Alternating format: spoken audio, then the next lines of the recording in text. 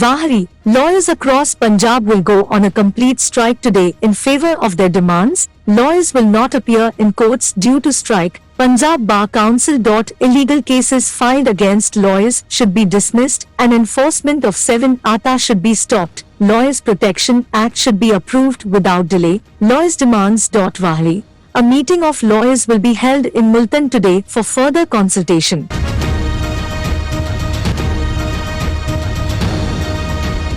The Punjab Bar Council has announced a strike today in Punjab Bhirké bars, while the strike in Wahari bar is continuing for the 12th consecutive day. It has been announced that lawyers across Punjab will go on a complete strike today in favor of their demands. Due to the strike, lawyers will not appear in the courts, and this will also apply to all public prosecutors and attorneys. Illegal cases filed against lawyers should be dismissed and the implementation of 7 ATA should be stopped, while both scopes of the strike should be restored and the Lawyers Protection Act should be approved without delay. I will prepare a plan for the future.